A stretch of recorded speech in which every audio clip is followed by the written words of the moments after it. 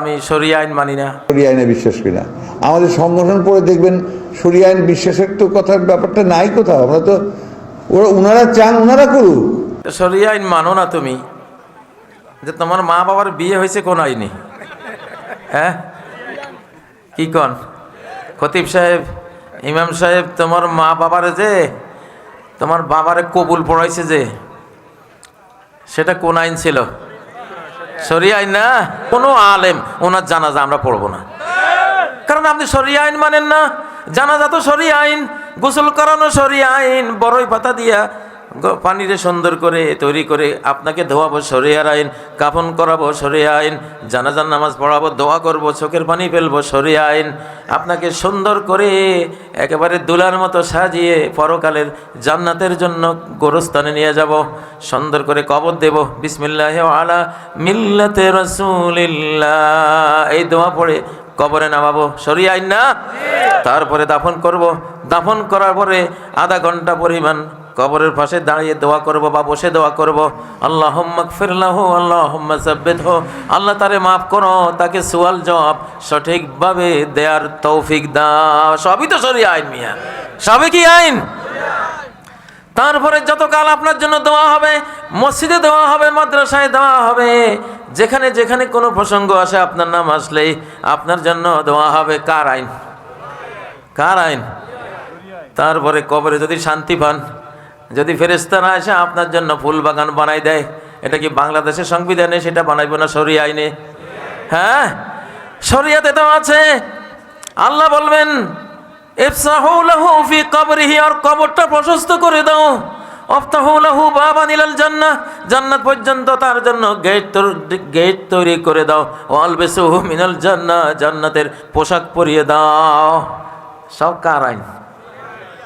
কিসের আইন? শরিয়া আইন। যিনি কোন আমি শরিয়া আইন মানি না, খতনা করেছেন কিনা? মুসলমানই করেছে কিনা উনি? তাহলে আমরা পরীক্ষা করি দেখি নাকি।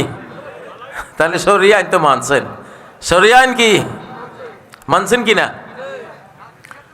মোষ বড় হইলে মোষ কাটতে হয়, মোষ একটু ছোট ছোট করা লাগে। যিনি কোন শরিয়া আইন মানি না, ওনার মোষ কদ্দুরা? যদি মোষ শরিয়া আইনে যদি উনি মোষটা না কাটতেন, এখন তো এক হাত লম্বা হইতো মোষ। হ্যাঁ খাইতে গেলে তো মোষ এইভাবে আলগা করে ধরার জন্য আপনার কর্মচারী একটা লাগতো, ঠিক না বে ঠিক? এরপর সারা বছর ডায়রিয়া, কলেরা, বসন্ত লাগিয়ে থাকতো রোগ জীবাণুর কারণে, ঠিক না বে ঠিক? হ্যাঁ নৌকাটা কার আইন? শরিয়া আইন। যদি শরিয়া না মানেন তাহলে নৌকাটা বন্ধ করেন, এক এক নৌকা তো বড় বড় হবে, ঠিক না কথা? রাত্রে গা খাই যেতে গেলে দেখবেন সারা শরীর রক্তাক্ত, ঠিক না বে ঠিক? হ্যাঁ আরে বাবা রে, শরিয়া আইন ছাড়া তোমার বাঁচার কোনো উপায় আছে নি? বাঁচার কোনো উপায় নাই। শরিয়া আইন আল্লাহর আইন। ও ভাই তুমি মরতেছো শরিয়ার আইনে, দুনিয়াতে আইছো শরিয়ার আইনে, ঠিক না?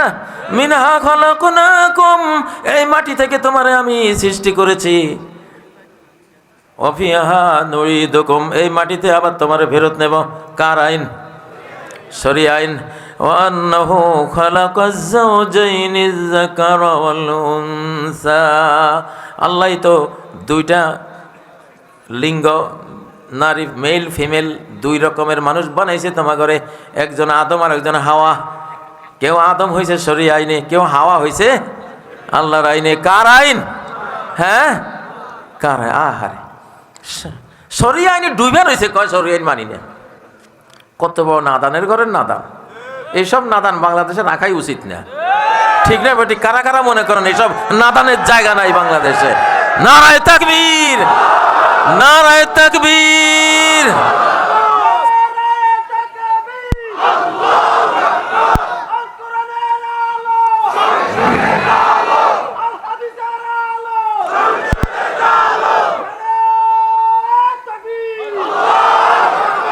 ও ভাইয়েরা, এরকম নাদান মুক্ত বাংলাদেশ জিন্দাবাদ, ঠিক না? ও ভাইয়েরা, তুমি যিনি কোন শরিয়া আইন মানি না, তিনি খায় কিনা, পানি পান করে কিনা, এটা তো শরিয়া আইন। কুলু ওয়াশরাবু ওয়ালা তুসরিফু, যিনি বলেন যে শরিয়া আইন মানি না, ওনার লুঙ্গি আছে কিনা, শার্ট প্যান্ট আছে কিনা, হ্যাঁ গরম পোশাক আছে কিনা গায়ে, নাকি দিগম্বর? পোশাক থাকতো না, কিন্তু শরিয়ার না মানলে তুমি মিয়া শরিয়া তো শরিয়ার আইনই তো পোশাক গাইছে। আল্লাহ কইছে সূরা আরাফের মধ্যে, আমার বনি আদম আমি তোমাদের জন্য ড্রেস পোশাক আশাক এগুলি নাজিল করছি আসমান থেকে, ঠিক না ঠিক? হ্যাঁ, তাহলে তোমার সারা গায়ে তো মিয়া শরিয়া আইন, ঠিক না ঠিক? ও ভাইয়েরা, যেখানে হাত দিবা সেখানে শরিয়া আইন। তারপরে তুমি যদি কোনো মজলুম হও তাহলে কোর্টে যাও কিনা, মামলা মোকদ্দমা বাদী হও কিনা, এটা কার আইন? শরিয়া আইন, শরিয়া আইন না? আল্লাহ নবী বলেন বিচারক হলো 3 প্রকার। কদিন ফিল জান্নাহ, এক বিচারক জান্নাতে, ও কদিয়ানি ওয়া ইসনানি ফিন্নার, 2 বিচারক জাহান্নামে, ঠিক না ঠিক? পুরা সিস্টেমটা এই কোর্ট কাছারি আইন আদালত পুরাটাই কোরআনের, পুরাটাই হাদিসের, ঠিক না কবে? মহকুমা কারে কয়? উনি তো মহকুমার কথা কইছেন, আগের যুগে মহকুমা কইতে, এখন কি কয়? এই যে মহকুমা, মাহকামা খাঁটি আরবি শব্দ, মাহকামা আরবি শব্দ, জিলা দেলা আরবি শব্দ, মুনসিফ আদালতে আছে না নাই আরবি শব্দ, ওকিল ওয়াকাফা বিরাব্বিকা ওয়াকিলা, ওকিল উকিল অ্যাডভোকেট, এই উকিলটা কি শব্দ? হ্যাঁ আরবি শব্দ। আদালত কি শব্দ? হ্যাঁ আদলুন আদালাতুন, ইন্নাল্লাহা ইয়া'মুরু বিল আদলি ওয়াল ইহসান, আদালত আরবি শব্দ, ঠিক না ঠিক? হাত দিলে দেখা যাবে 95% আইন মানতেছ, কিন্তু বুঝতেছ না এটা কার আইন। কারো ছিল সিন্নি খালি, মোল্লা চিনলি না। হ্যাঁ ঠিক না ঠিক?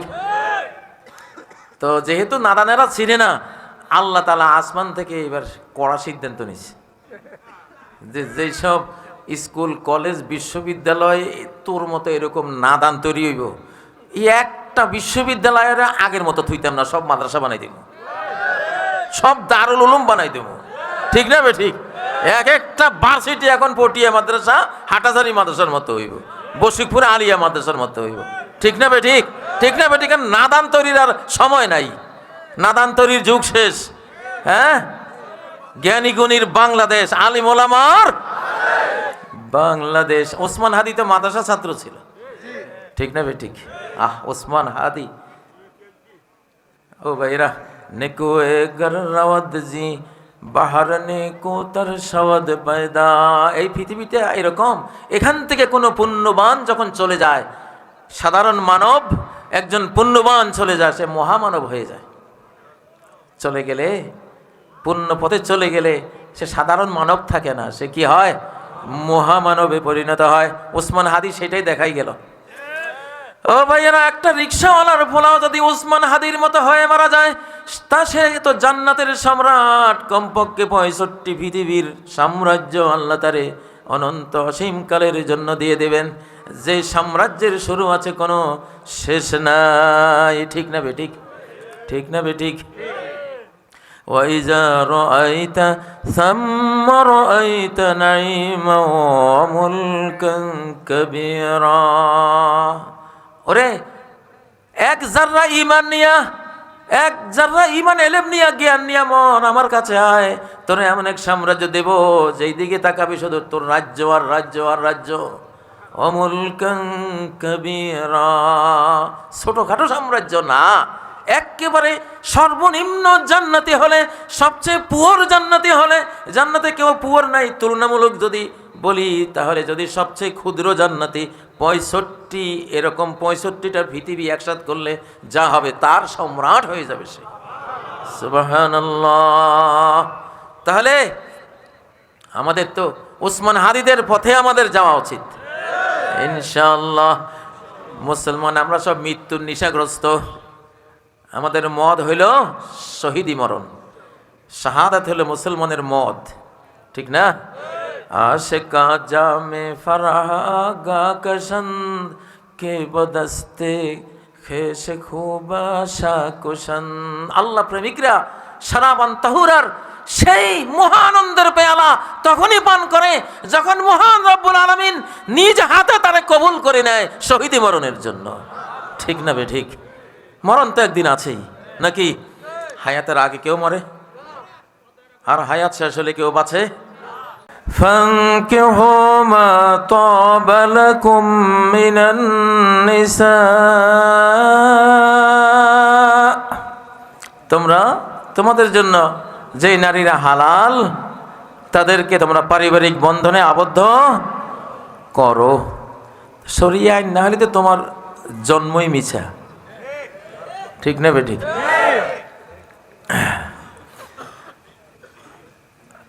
আমার বাবারে মনে হয় বলছিল এক এসডিও, তখন এসডিও ছিল, জেলা এসডিও থাকতো, আমাদের শিশুকালে দেখতাম।